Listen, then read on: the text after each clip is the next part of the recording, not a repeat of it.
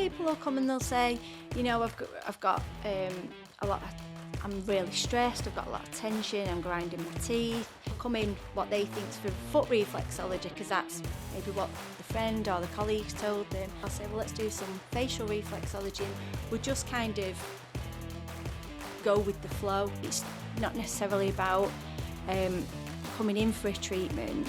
It's about kind of being proactive, and it is something that you can do, like quick 3-second things that people can do in the morning or at night with the sleep.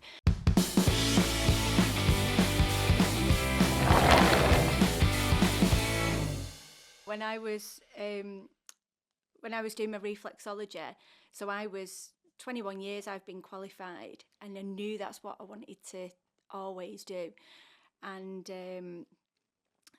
I all these years on, probably 2-3 years ago, I was doing a Reiki course, and I'd finished a course and I was driving home, and I thought, do you know, now's the time that I'm going to set up my reflexology and do this.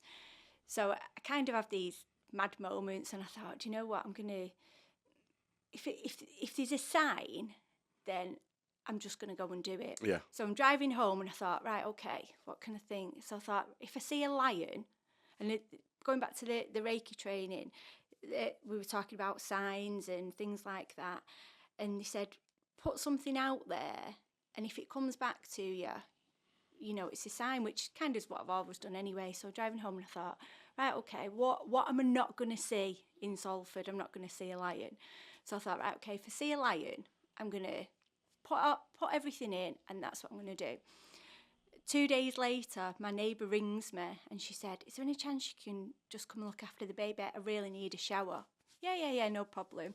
Went round, baby had filled the napper, so I'm changing the napper, and what should I see on the napper but a big lion on the, and that would never have happened. So straight away I was like, my God, that is a definite sign. Right. So I came home in the afternoon, and I just transformed my back room downstairs, which was it was our cinema room. It was purple at the time, and it was like, right, this is going to be the room. I didn't even tell my husband, and gradually I just kind of started bringing everything in, and then it just happened. Just from that. Just happened from that. So it might be worth just introducing yourself, because I think we originally met, didn't we, through the article that was in the Warrington Guardian, I think, and then through there was, I think I saw you through Instagram, and then, hey, how do you fancy jumping on? That's right. Well, we'd done a podcast with Martina Benkova, who's a holistic therapist, and part of her skill was reflex. It's a really interesting subject. Yeah. So I think to everyone who's watching and listening, welcome to the podcast. Thank you for having me. It's so good for you to join us. And so who are you?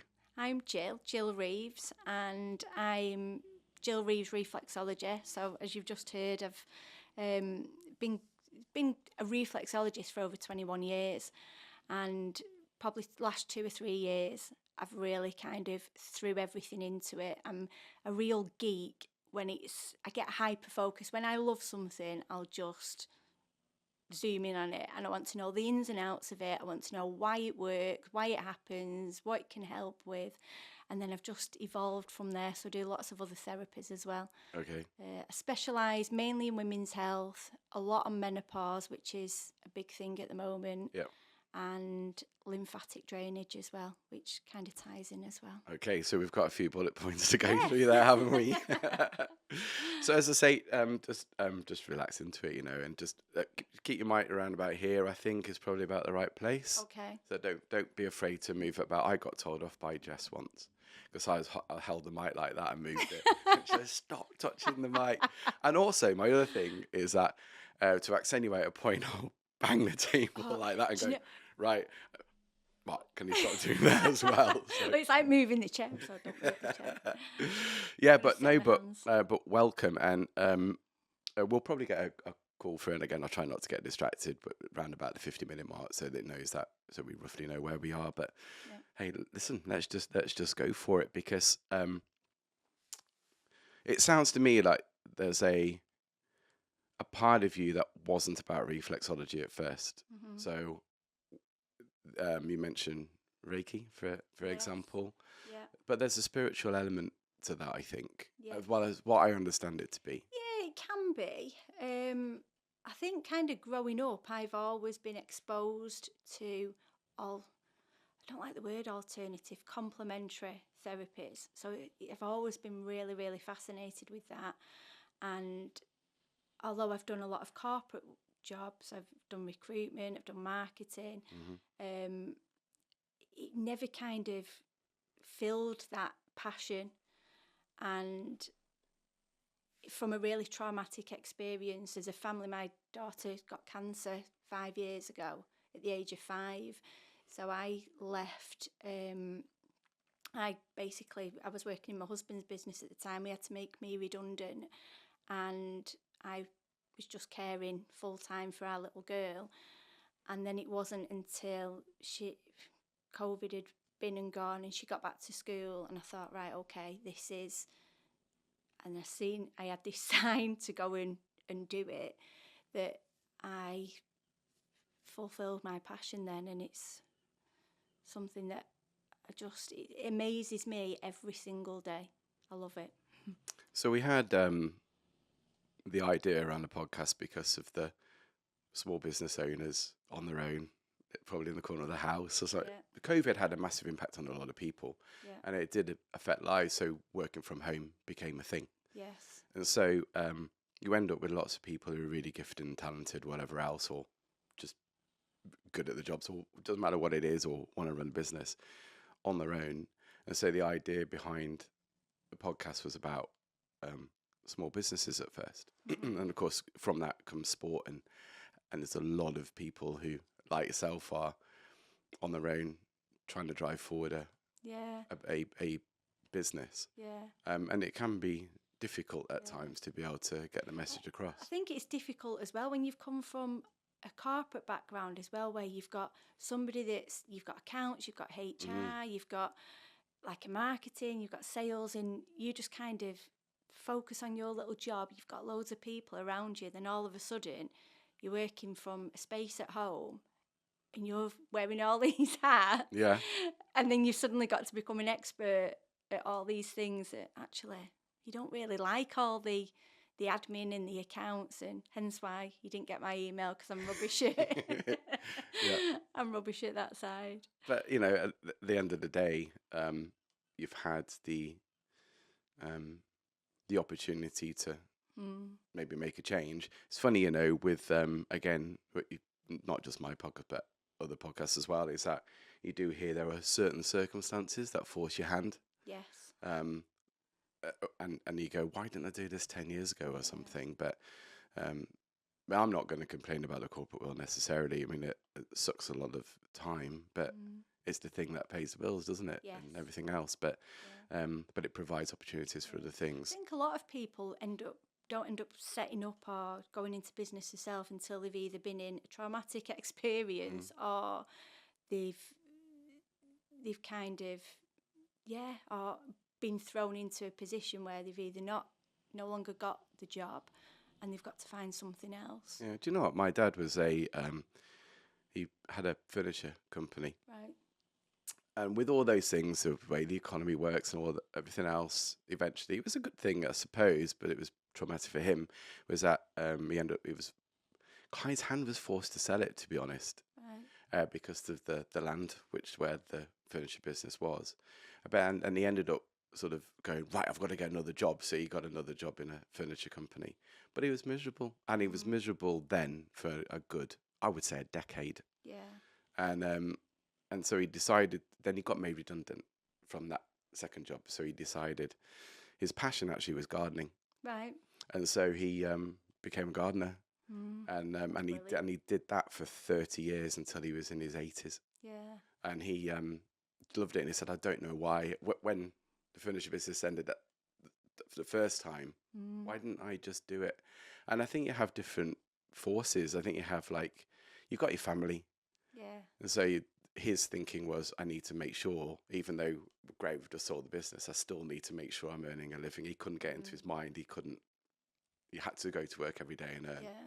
which is a credit to him. And it's sad that a lot of people are kind of tied into that, where there must be loads of people that's going out to work every day. They absolutely hate what they're doing, but they can't get out of that, can they? Yeah, that's true. They're stuck, and That's true. But from that, which is going to be a nice segue, I think, I was thinking about the reason why one might go to a alternative or complementary therapy is because more and more people are getting ill. Yeah. They're not moving as much. I think the answer seems to be in the next antibiotic that's down the road or something. And I think one thing that the internet is teaching us is if you eat properly, exercise, Definitely. and you're going to be halfway there, aren't you? Yeah. But there are practices out there which really are of benefit. Yeah. So, look, why don't we start with reflexology? But I'm not sure that's where the story started, obviously, or just around some of the therapies you were thinking about. But I think you were saying that reflexology is a very buoyant practice. Do you know, I actually think as well, particularly since COVID, I think a lot of people have actually become a little bit wiser now. And I think the fact that people can't get into doctors are not quite the same anymore, where you're seeing the same doctor. You've got to do everything online. And I think with the whole kind of, not going down the COVID jabs, but looking at that, I think people are kind of taking more responsibility for their health now, whereas so they're being a bit more proactive about it, and they're not necessarily wanting to just go and take a pill to get rid of a symptom. So I think in terms of reflexology, it's definitely been good for us and people that's in complementary therapy, because they are seeing a massive rise in people that's not necessarily been interested in it before, and it found it a bit kind of woo-woo, and I'm not touching that. But yeah, so I think it's opened eyes to a lot more people. And I work voluntary as well at Salford Royal, and they've got a complementary therapy team which is absolutely amazing. So I think it's gradually moving into kind of the NHS and moving that way, which is really good. There's a lot more research going on now. So yeah, hopefully it's going to be the way forward. So what is reflexology? So reflexology it's been around for thousands and thousands of years. They found it in tombs of Egyptians, where you can actually see them working on hands and feet. And it's basically, you've got, I do reflexology on the face, I do it on the hands and the feet, and I'm a trained auricular therapist as well, which is doing a little bit like acupressure points on your ears as well. So it's the theory is that different parts of your hands or your feet will correspond to different organs and systems in your body. So by working and stimulating those particular points will have an effect in the body system. Then it's all about bringing the body back into balance. So if someone comes in with, I don't know, whether it's menopause symptoms, whether it's migraines, you're treating the body as a whole rather than just maybe taking a pill for that you would maybe be given at the doctor's or a chemist for that particular illness or ailment. Yeah, so you're not just focusing on, I've got a bad elbow. Yeah. It's, well, we need to start maybe the neck, or there's probably a reason why you get migraines, and it's probably not because you're drinking Red Bull all the time. It's it's probably your neck or something. And it's really interesting because although you can't use reflexology to diagnose, you'll get people come in and they obviously fill out like a medical health form before, and they may be coming for whether it's IBS or something like that.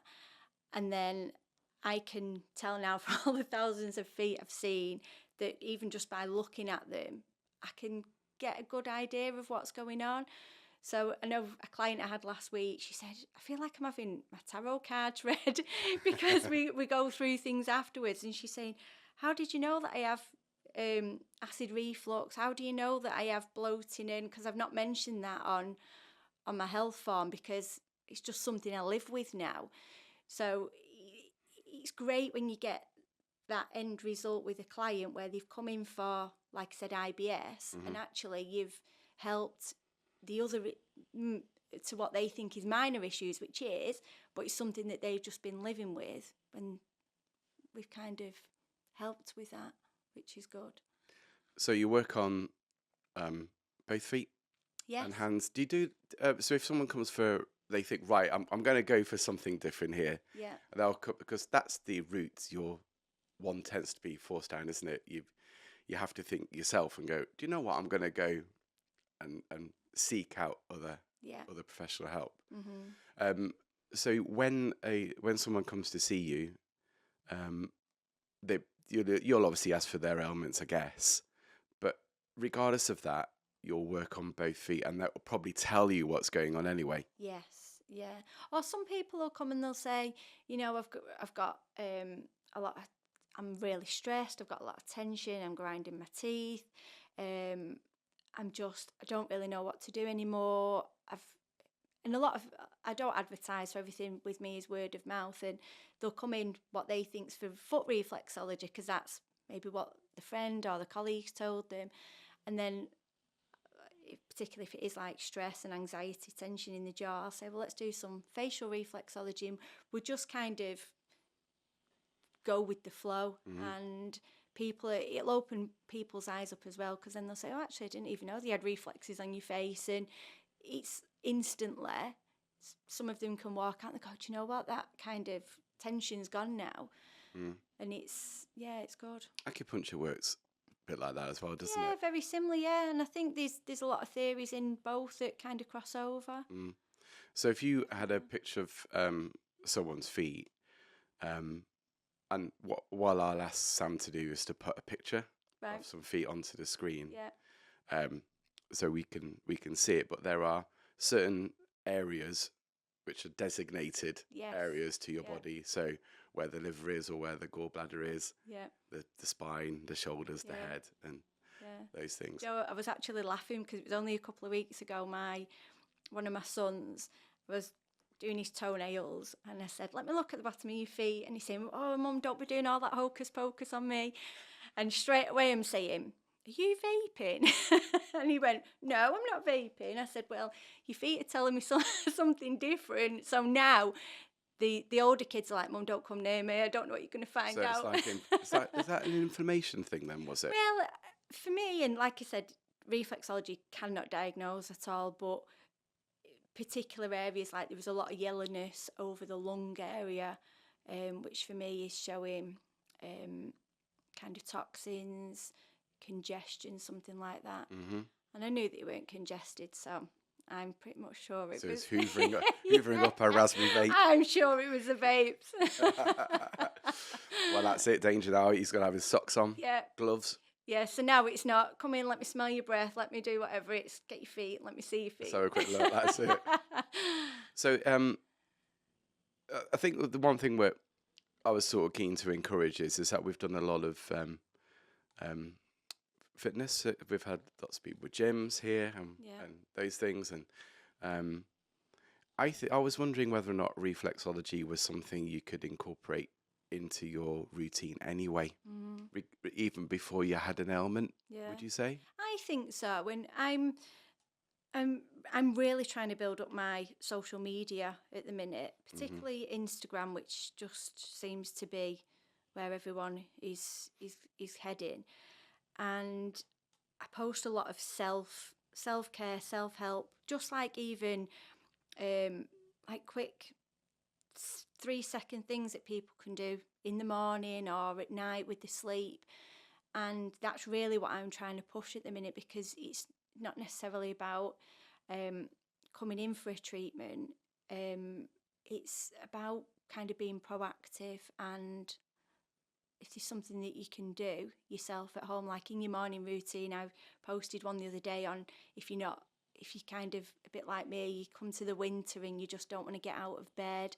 It takes you a while to come round. Just a quick hand reflexology that people can do in the morning, and people seem to love that, because I know everyone's into kind of journaling as well and grounding and things that. So it's nice to be able to throw these things in for people to consider as well. Do you want to give us an example? Yeah, why should we do it together? Why not? Go on, practical. Hey, I like practicals. Let's do it. So both hands Which you would work, obviously one at a time. So you do you do your left hand. Yeah. Okay. Either hand first is fine. So you've got, if you kind of do your fist like this and put your finger in, put your thumb in, sorry, and if you press quite firmly, that can feel quite tender as well if you're a little bit stressed. Right. But this is your pretty chilled then. This is your solar plexus. Okay. So a good one in the morning is to press in there as you're breathing in, and then relax it as you're breathing out. Okay, that's so cool. I would do 3 of those. Yeah. And then a nice one is, this is over I'll do it around here. your lung and your chest area. So that's kind of, again, just while you're doing your nice breathing in the morning. I'm crackling there. Yeah, you can find But quite a lot of... up, though. Yeah, so that's a good one for you to do. There. Yeah. So this is, like I said, your chest and your lungs, and then you've got your lymphatics vaping, as by the well. Way, so We'll see your feet later, I'll check. I haven't had a cigar for a while either. And then there's some. Yeah, that's good for you to work. Then both hands as well. Okay. And then your tops of your fingers is your head. But sometimes my thumb can be really crunchy. That's another one. So this is your head. Your neck. Neck there. Head. Your neck's kind of round here. Yeah. That's usually quite crunchy on people too. Yeah. And then just going into your brain there. Nice, good. There you go. Nice, good wake up. It is. Feeling better already. No, but it was definitely sore. Yeah. Just around there. Yeah. So even a few times a day, or when you sat down and you remember, you can just go over that, which is really good. Anything around these sort of areas? So here you've got your adrenals. So if you've got like any kind of inflammation, any stress, that can feel quite tender on people too. Right. So you really kind of go in like this. Okay. Yeah. And so, what do you do? Hold it for 10 seconds? Do you rub it? What do you do? You can pinch for a few seconds, let go. Yeah. You can rub, whatever just feels right for you is fine. The reason why I ask about that was because I was thinking that's a really great way just to get going in the morning, isn't it? Yeah. And it's easy to do. Yeah, definitely. But I was wondering, not everyone's confident, right? So, when they're in a meeting, they've got a new presentation to do, they've never done it before. For example, you could have a little bit of anxiety there. Yeah. Is there something they could So do? Again, for an anxiety one, I would say doing this one. I found myself over all the years, even being in corporate jobs and in meetings, that I would naturally just be, if I was getting a little bit stressed, I would be just doing this. No one knows. You'd sat under the table. Or again, if you get in... That's a good one for if you're getting a bit angry as well. If you kind of sat there and someone's really peeing you off, you can kind of that. Yeah.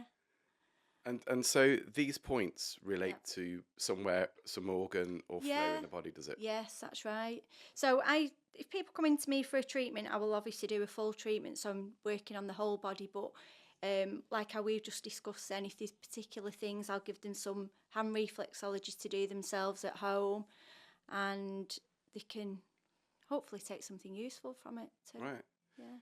I think that's what it's all about, though, isn't it? Yeah, definitely. As I was spotting, again, I keep mentioning COVID, I can't help it, because it was a turning point for people where they might not necessarily be going in the office, say, because they've been working from home or something, but then they do go in the office and you're meeting a whole group of people you may not have met before. You're being asked to go into a meeting and things you might not necessarily have done before, because it would have been isolated away from that. Yeah. And so just doing some very simple techniques would be really helpful. Yeah, definitely. So what's with the teeth grinding thing? How does reflexology help that? Because isn't that a jaw thing, or is that a stress thing? So that's why when I'm doing a facial reflexology treatment, it's you're working on different reflexes anyway, and if you think you hold so much emotion in your face. So again, when people come to me and I'm talking to them and I'm not going to analyse your face now. Good. And so particularly kind of here is your shoulder reflex. So a lot of people they can come in and they can be quite, you can see you can see kind of the tension in the Yeah. face, and then as you're working on these reflexes, it's almost hypnotic, and that's the best way that clients describe it. That when they leave at the end, they all fall asleep, and you can see kind of the emotion and the stress and the tension has eased from the face. So you're working, particularly like for the teeth grinding things, you're working into these muscles as well. So whether that's with my fingers or with crystal mushrooms, and it is a really good. And again, I post a lot of facial reflexology tips to do for anxiety, headaches. So another one is a good one here with the headaches, and you can actually feel on people if someone's maybe stressed or have headaches, you can kind of feel it almost like a pulsating. Is that just above the lobe there? Is yeah, it? Is so it about you've got Oh yeah. you've got this point here, and that's the one where you would actually feel it. You could feel it kind of pulsating or a bit buzzy, and then you're going to move back down here to this one. Right. And you can generally also this one here as well. If you move out from your eyebrows, that's a nice one to work as well for headaches. And I again, definitely get headaches around here. I'm always rubbing that. Yeah. Yeah, there you go. Yeah. See, it's all little things like this. Well, where otherwise people, you might take a tablet. See. Well, yeah, that's right. And sometimes you don't always need to take tablets. You can just do simple little things, and it can help. So you had jobs. You had a corporate jobs and everything else, didn't you? Yeah. So when did you always have an interest in?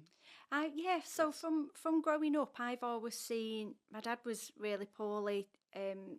Growing up, he had ulcerative colitis, so he was always in and out of hospital. And I always remember there was a lady that came to the house, and my mum and dad would be having a chat, and this lady would be, what I thought at the time, twiddling his feet, and it's like, what's dad having done there? And my mum said, oh, it's reflexology, it's supposed to, it can really help. And looking back now as an adult, when I used to have really bad sinus problems and I was forever on antibiotics and everything else, didn't work. Went into hospital for whatever they do with your sinuses, nothing worked. And then I remember my mum took me to a homeopath, I was at a kinesiologist, I was at reflexology. So all these things growing up were all introduced to me. And I was just always fascinated that, wow, how, one, amazing is the body that it can heal itself, and two, that there's these things that can be done to us that's going to make us better, rather than having operations, having pills, having, things like that. So that's always been something that I've been fascinated with. And then as obviously moving into my adult life, and I'd gone straight from school into an apprenticeship and been working, and it was whilst I was working actually for the co-op doing marketing, and I can't remember how it come into it. I was speaking to another colleague there, and she was saying her mum was a reflexologist, and I said, I'd really love to do that.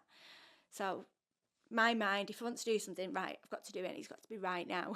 So I went away, found a course, started on the course, and it was actually funny. We was talking about this last week, 'cause my son turned 21 last week, and it was whilst on this course, we'd learn the theory side, the tutor would take us away, and one of us would be the guinea pig for the evening, where he'd show us that particular reflex area.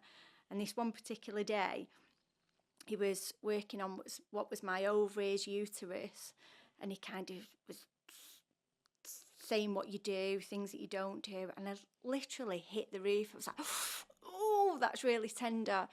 So he's like, well, let's just try that again. So he's explaining to the class, and then jokingly he said, you're not pregnant, are you? And I was like, no, absolutely not. I'm 22. I am definitely not pregnant.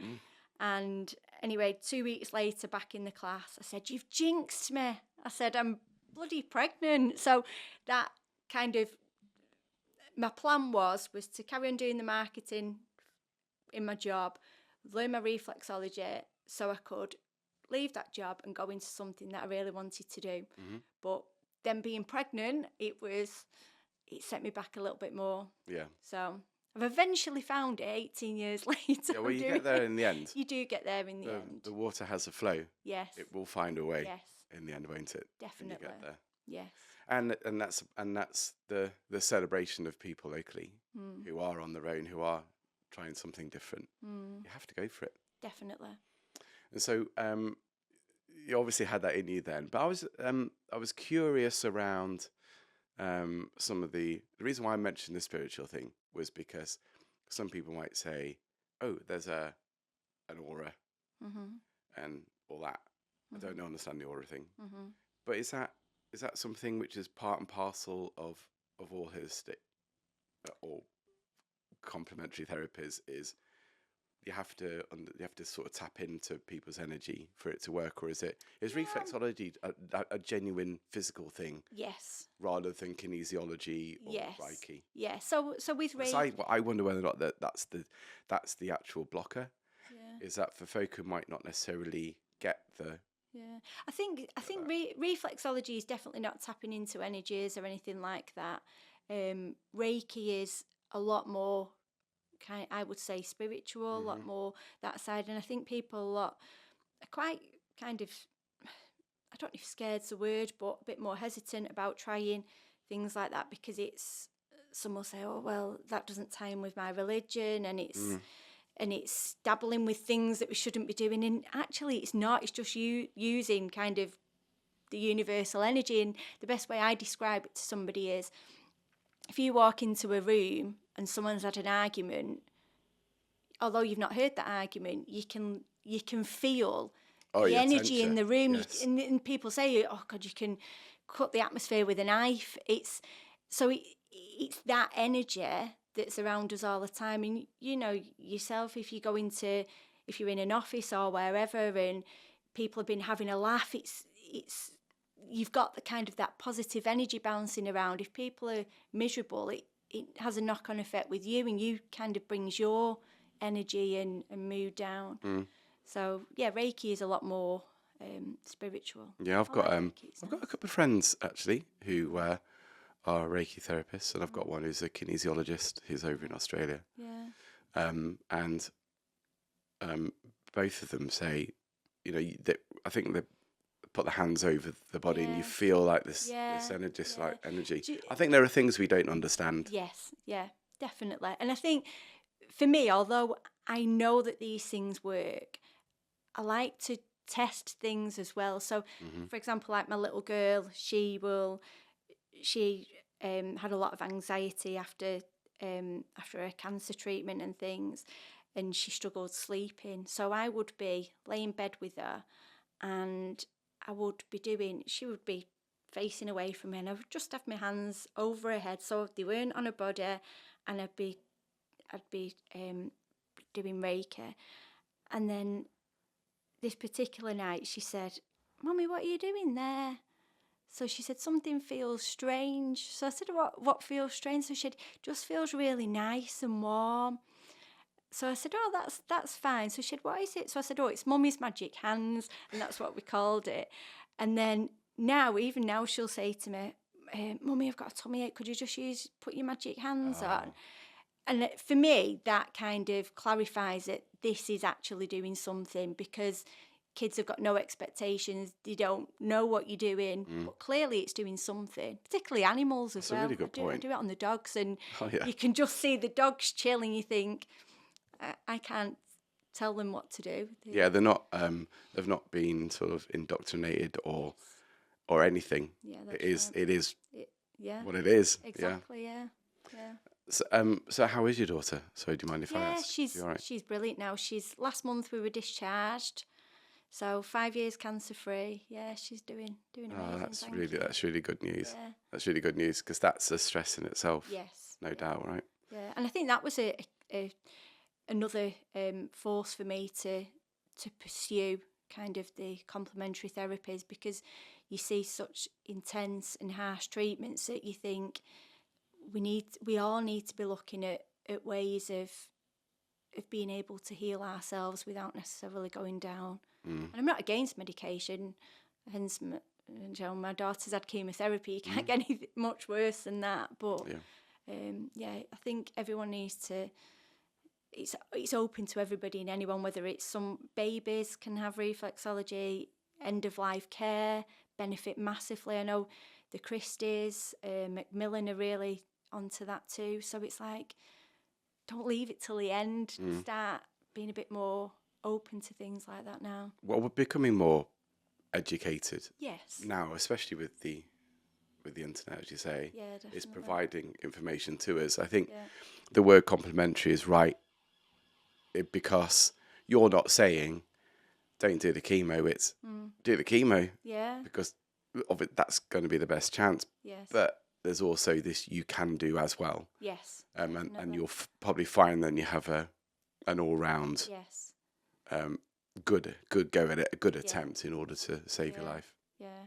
It's the same for like one of the treatments I do is called reflexology lymph drainage, which works very similar to what the manual lymph drainage is, but the lady that developed this particular reflexology routine was actually working with breast cancer patients, and they found that obviously if they've had some of the lymph nodes removed, they were really suffering. So doing this particular sequence on the foot was actually reducing the swelling, was reducing the pain that they was having. So it is out there. It's just people are not necessarily aware of it. And doing podcasts like this, Yes. that will help people want to try and get people to understand it, and some of the benefits of that. And then that will connect to other people who are also undertaking reflexology themselves. And that's a great way to build a community. I think you've already got a community on Facebook anyway, haven't you? Yeah, where a lot of the practitioners are coming together. Yeah, and we all kind of bounce ideas around and what's working for particular illnesses and ailments. Yeah. Well, Martina was, I think that was 4 or 5 podcasts in, she was absolutely adamant about reflexology. Everything is there. Yeah. And you've just got to work your way into it. Yeah, definitely. And even if it's starting with things like I was saying at home, just your quick thing in the morning or when you're in a meeting, anyone can do it. So it's... Well, it's like going to stand on the grass. Yeah. And you're grounding. How easy is that? You do it and it's instantaneous. Yeah, exactly. So whereabouts are you based? I'm in Worsley. Right. So yeah. So is that a store? Is it a house? Or? No, I work from a treatment room at home. So people come into my home and the minute they walk in, they go, oh, wow, I can just sit here for an hour and feel chilled because I have a really nice setup in there, really nice vibe, nice and chilled, and people just kind of walk in and go, oh, yeah, I'm here. Yeah, absolutely. Do you know there are hundreds and hundreds of people who have got businesses like clinics and whatever else in their houses. Obviously, the cost of going to a building is extortionate, you know. Yeah. But you're providing it in your home environment, which is good. So you're creating that yourself. Yeah, that nice space, definitely. Yeah. So if someone comes to see you, what does a treatment look like for them? So people will, a lot of people get in touch through Instagram, and quite often people have no idea what it is, but they've heard that the friend's been for it or a colleague. So I will communicate via message or phone, however people feel comfortable. And then prior to their appointment, I send out a client health information form so I can see medically what history they've got, anything that they're suffering with, and really what they want help with. And particularly, like I said before, I'm a menopause specialist, so I get a lot of ladies where they're just at the end and they've just like, I need something. I've tried lots of different things and I am at breaking point. So after the client health information form's done, I then meet them in my treatment room at home, and together we'll devise a plan of what that treatment looks like. So everything, doesn't matter if I've got 10 people in that week for menopause, each one of them will have a different plan that we're going to work through, because they've all got different symptoms. And then whether people come weekly or whether it's monthly or 6 weekly, we'll have a plan in place, and they go away and not homework, but again, using like the reflexes themselves at home. I'll give them things that they can work on. And it's kind of a journey that we do together then. It's not just kind of going to the doctor and, yes, there you go, there's your prescription, off you go. We work very closely together, which is nice. I like that. And Lucy was a real advocate of premenopause nutrition. So she's a nutritional therapist. Right. She's saying she's finding a lot of people are approaching that premenopause period. Yeah. It shouldn't have to be where you're treated at the end.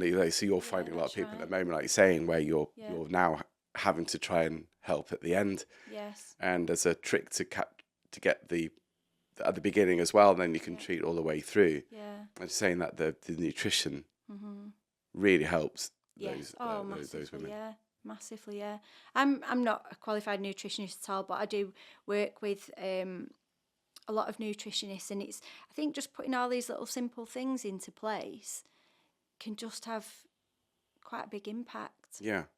So when you're working on the feet, so you were saying that because you're going to start probably at the top, you'll probably even go around the ears, whatever, into the neck, try to get into the hands. Would you just focus solely on the feet, or is it genuinely various points depending upon what the... I think it's various things. So if maybe people are coming in with, whether it's they're just really stressed, and then we'll work on the face to relieve some of that tension. We might put some ear seeds on. What are they? What are ear seeds? And you I- also mentioned mushrooms before as well. And I was like, right, we need to explore. These are not things edible are. mushrooms. These are a tool, a crystal mushroom. Okay. But going back to the ear seeds. So I'm an auricular therapist. So What does that mean? You've got over kind of 200 acupressure points on your ears, which again correspond to different organs, different parts of your body. There's different points that can help with different things.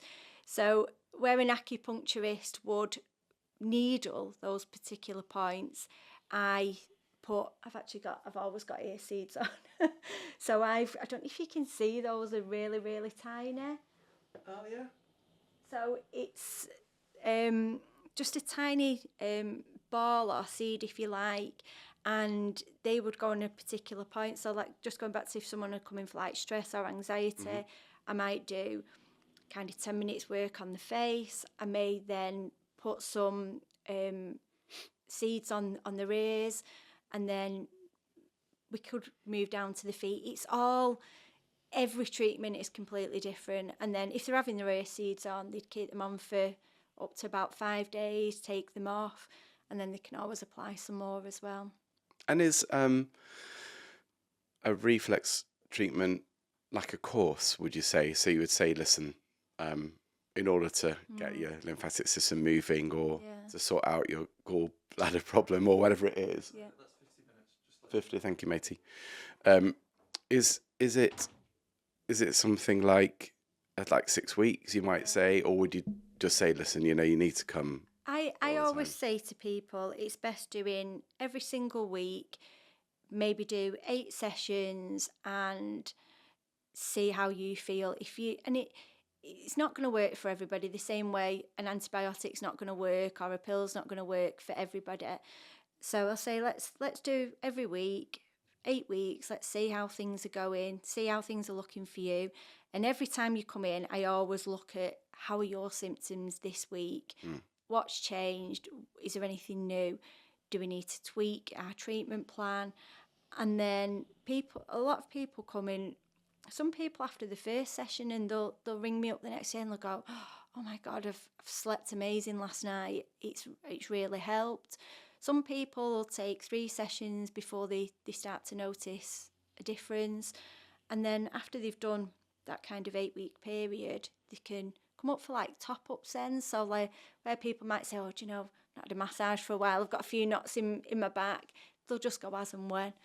But it's good to get some weekly sessions in. Yeah, and then to see good benefits. it's always that consistency, isn't it? Which Yeah, is important. yeah. You're not saying come 3 days a week. Blah, blah, blah. It's what you require. There's Yeah. some self-help that you can do. Yeah, But just embrace it, yeah, and then definitely. try and be consistent at Yeah. least I over mean, that time. some people can't always afford to do weekly, which is fair enough. So that's why with those people, then I would give more self things to do at home. So working on the hands. Yeah. If they want to work on the feet, I'll give them some points they can do on that.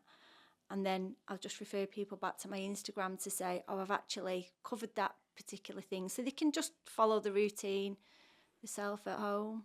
So let's focus on. I was really interested when you said about the vaping. So when I think there's going to be loads of mums at home going to the kids give tonight, me going your, to give see me your your feet. give me your feet right now. So what is it you see then in particular around that? Because that, as I say, that must be inflammation. And you were saying, you have like this. There's something that tells you there's something going on, perhaps with the lungs or something. So what is it? It's quite interesting as well with the bladder reflex, and that shows quite often in ladies. So the minute I've got a new set of feet in front of me, I'm not looking, and people, particularly the girls, will go, oh, don't look at my nails, I've not had my nails done, don't look at this. And I'll say, I actually don't look at feet as feet, because feet can be quite horrible anyway. A lot of people don't like feet, but I'm not looking at that. As the minute I see feet, I'm looking at, right, well, I can see that's going on. Particularly up kind of this area on your foot, so between your big toe and your first toe, you can kind of see if someone suffers with maybe acid reflux, indigestion, things like that. You can see that's quite a hard area. So it can be quite hard, the skin, which would indicate there's something going on there. Again, going back to the bladder, if it looks puffy before you've even touched it, you can visually see that, which can be maybe they're not drinking enough. So you'd look at the fluid intake, or again, it can be hormonal. So it's good because I discuss all this with the clients at the end, and I'll say, this is what I found, and we'll kind of look at things together. And sometimes it's not always a physical problem. For example, the bladder reflex, I look at that if they're not having bladder problems, if the fluid intake, we've looked at all that. So what else is going on? Is it that you're a bit pissed off? And literally you can pick lots of different things up from these reflexes. And a lot of the time they do resonate with the client. They go, oh, yeah, actually, I am. Yeah. Or they might say, I feel tired. Yeah. Because you hear that a lot, don't you? Yeah. Everyone seems to be tired all the time. Yeah. But that's not normal. That's No. not like something you just have to accept. No. I mean, some of it obviously can be because I'm not getting enough sleep, but it probably is something else. Yeah. Yeah. And I think when you're working on the feet as well, it just gives you just so much information. It definitely does. So when so let's like focus again on say a particular ailment. If you were seeing inflammation, say from smoking or vaping or whatever else, and that was probably going to cause a few other issues as well, isn't it? You'll probably see that. Yeah. When you spot that and undertake it, obviously you'd say, well, stop vaping. But if you are vaping, then what does that? So what? Just treating the area anyway. What benefit does that provide somebody? Well, I think there's a few people that come and they've not come for, I don't know, they could have come for anything, and we would discuss, say for example, like the yellowing, the yellow tinge that they've got to the feet. So I would be working additional work on the liver reflex, which is going to be helping with kind of a bit of a detox, and then I think a lot of people are kind of shocked and like, wow, is this actually, yeah, right, maybe I am drinking too much, or yeah, maybe I do need to cut out the vaping. And it's good because each week when they come, or whether it's fortnightly, monthly, whatever, with they're helping, maybe cutting down a little bit on the drinking, and the work that you're doing on the feet, you can actually see that difference and the colour change. Which Okay. is And they really and they begin to feel better. Yeah, which is really, really interesting. That. See that again through the process you're going through. Are you finding that males becoming more receptive to it now? Definitely, yeah, definitely. And I think more so from maybe the wives or girlfriends, sisters, mums, whatever, going away, and they're seeing how they've improved, that then the males are then going, oh, actually, maybe I'll try that. Yeah. But I think naturally women seem to have been more open to it, but it's great that there's definitely more males coming through, definitely. Yeah, because there is absolutely things around. I've got, if say I've been training, I've now got a physical injury or something, and then you might not train as much, for example, but that can manifest itself into another couple of ailments. But and then again, the automatic thing is okay, I'll go to the quacks and I probably need an operation on my knee, and you probably don't. What it is, it's either probably a posture thing you can get sorted out, and that with sorting out some inflammation, you're back on on the road. Do you know what I think is with males as well? And I think because it's great that males are more talking now about the mental health, but it is still a big topic, that, isn't it? That men don't necessarily talk as much about how they're feeling.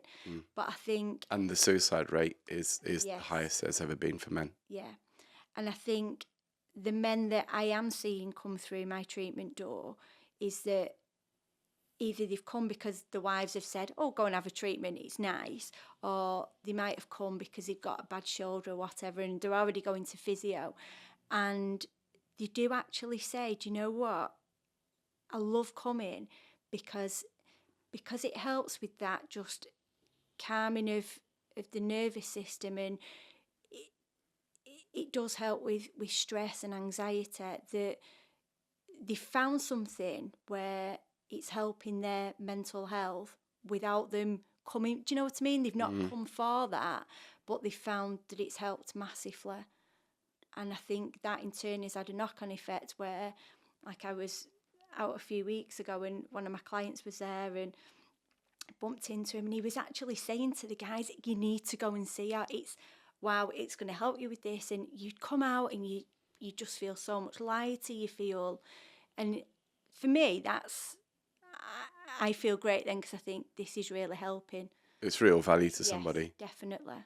Because we're in this poddy, we're into helping folk. Yeah. Just even connecting people together, or you having maybe there's something you've said that will maybe twig something in someone's mind. And they go, do you know what have you got to lose? I might go, and it might help with something else. Yeah. It's absolutely worthwhile doing. That's the local heroesy thing. Not only are you have you taken the step to do something on your own anyway. Yeah. You've had a life crisis which has really focused the attention. It's funny, like you say, but there are things where people go, do you know, if only I'd done that, and now I've had something's happened. It's like a trigger in a way. You've done that. You're focusing on trying to really help people. And I know that you are focusing on menopause in particular, because it's a horrendous thing for people. Yeah. But that coupled with recognising mental health in males as well, that in itself, if we stop there, that's local heroesy, because you are making a difference to people. Yeah. I hope so, definitely. What do people in your community, so in the Facebook community that you work with other, are you spotting any new consistent elements with people now? You know, the biggest thing that we're spotting, and it's scary, is the with children and their mental health and the anxiety. From what age? I think I've got girls coming into me as young as like 11, where they're coming in where there's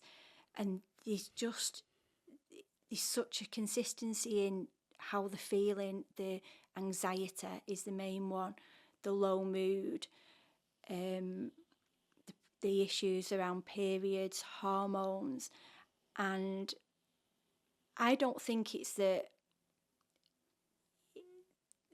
it's just that they're seen as reflexologists or complementary therapists. I think it's just that there's been this massive, whether it's since COVID, going back to COVID again, but whether it is since then, that there's so many young children that are out there and again, I don't think social media's been a great thing for kids as well. But yeah, definitely there's more and more kids coming through, definitely.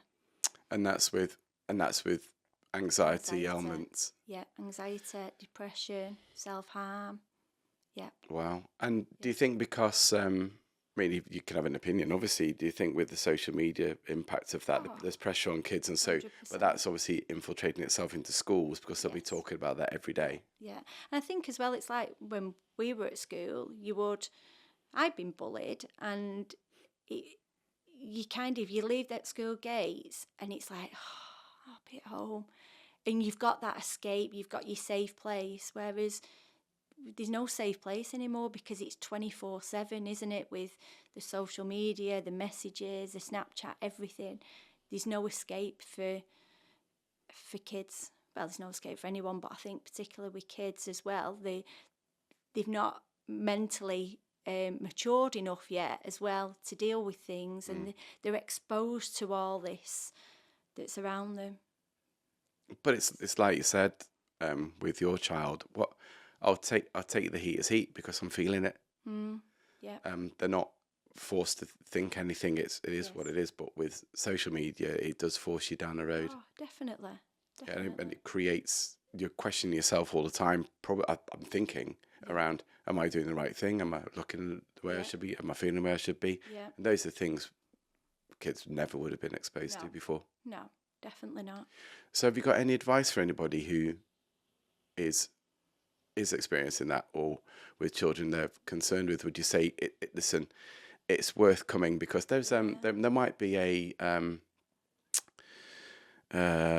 placebo effect as well, potentially. You know, if they're coming to see you and they maybe have a treatment with you, and there could be a placebo effect as well, I guess. I think as well, it's such a good therapy for children because I'm sure all children are the same. They don't want to go to the doctors. They have a fear of maybe needles. They have a fear of hospitals, and they're not going into a medical setting. They're going into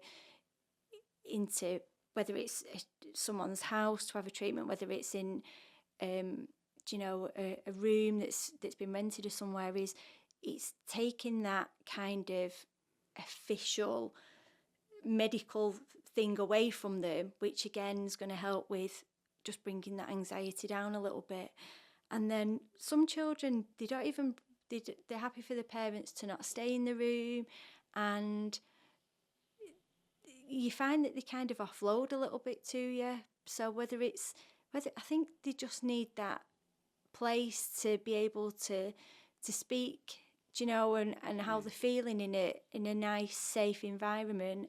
And then you're doing this just beautiful treatment on them, where a lot of them love the facial reflexology, because particularly the girls as well, because they can feel like they're having a bit of a pamper and things. You can hear like just a little snoring where they've really fully relaxed, and the end of it, and they'll say, oh, that was really nice, that. Oh, and it's them then that's saying to the parents, oh, can I go back and have that? And there's so many kids that I've had from word of mouth where the parents will say, oh, my daughter's been told a friend's been coming to you for this. Do you think there's anything you can do? And I'll say, well, bring her down and let's just see what happens. So and again, going back to my online on my Instagram, I post a lot with my daughter with different things that I do, whether it's anxiety or sleep. And if maybe children don't want to come, the parents can look at that and think, when it comes to bedtime or they've got GCSEs or whatever coming up, that they can just do these little, whether it's on the face or the hands, they can do these things, and it's creating that space that they've got together, and it's helping. It's nice. Whereabouts can people find you? What's your Instagram handle? It's Jill Reeves Reflexology. So they can find me on Instagram or Facebook, and I also have a website as well, so you can just Google. And what's the website called? Again, Jill Reeves Reflexology.com. Nice, easy. No dots, no dashes. No, no, just simple, yeah. That'd be lovely for people to come and find Yeah, you. definitely. Even if it's just like, even if people don't necessarily want to come yet, they don't feel that they're ready to do that, is that I have a lot of people just get in touch and say, can you help with this? Can you send me anything? And yeah, I shouldn't really have a business because I hate charging for things as well. I'm just like, I just want to help everybody. And I think if you've got a gift in knowing something, knowledge, why not just share it with everybody? Couldn't agree more. To help, yeah. Couldn't agree more. Yeah. That's flown by. It's been an absolute delight. Could have talked all day. I know. And there are so many subjects that we could talk through, but the idea is let's open ourselves up to this. Yeah. And I think anything with Local Hero Z particularly is with the kids. I hadn't thought about that until you've just said. I thought, oh wow, that's a real shame as well, social shame. But there's somebody here who can help you. Yes. And so let's do that. And so all I can say to you is for that alone, you are a local hero.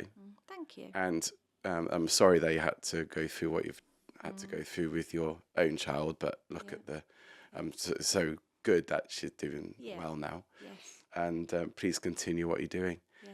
And thank you very much indeed for joining us. Thank you. Cheers.